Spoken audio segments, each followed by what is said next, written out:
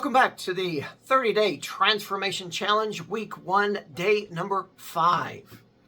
So yesterday, and even the previous day, we spent time on really encouraging you to develop a vision for the type of prayer life, the kind of prayer, the kind of intimacy and connection you want to have with the Father. So continue to think about that. I made reference to developing an email this time.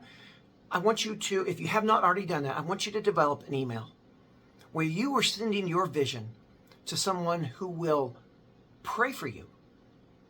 Explain what you're doing. Hey, you're doing this spiritual disciplines and exercise to help you in your transformation, becoming more like Christ, and this is one of the exercises. Would you pray for me? Would you incorporate my desire into your prayers? Most are going to comply, right? And also send a copy of that vision to me as well in the email there in your guide. That encourages me. So I've done a lot of these things to encourage you and to help you. One of the things you can do to reciprocate, which I know you want to do, right, is to share that vision with me. That would be great to see. So the second activity, though, is you want to just continue that prayer activity and add to it a time of walking throughout your neighborhood. Now, on the day that I was doing this, the weather was not conducive to that. So guess what I did? I just got in my car. I got in my car and just drove around a little bit. You don't want to freak anybody out and park in front of their house, and before you know it, the police are there. But the whole idea is to simply allow God to work in you as you pray for others. Pray for your neighbors. Nowadays, so many of us don't know very well the guy living next door to us. It's just the way we operate. We know our coworkers a whole lot better than we know our neighbors. So begin to pray. Walk the neighborhood. Ask God to show his favor to that particular house if you don't know them, or that particular family. And just let him open those doors, make you more sensitive to opportunities of service that are going to come up. We're going to speak to this quite a bit in week number 2, the idea of serving others as it relates to our transformation. So you want to record your experience of this prayer walk in your journal. And then the third activity that you want to do today is go back and think about what Jesus said in Matthew chapter 26 when he said, the spirit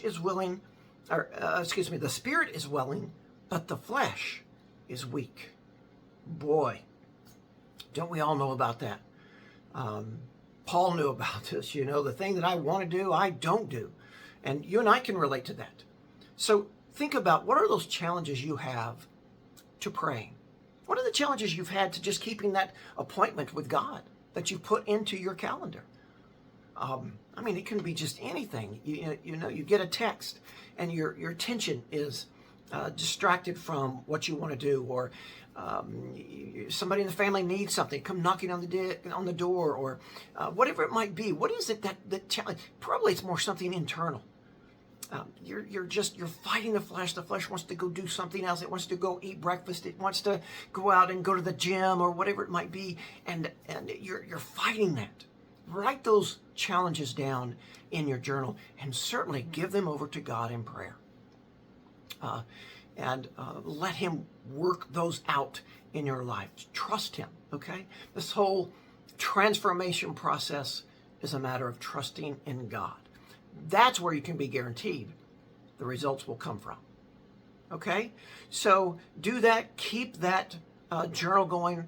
Write your thoughts, write your experiences in your journal. You're going to be really encouraged by that in the future when you go back and look at this 30-day challenge and how God worked in your life.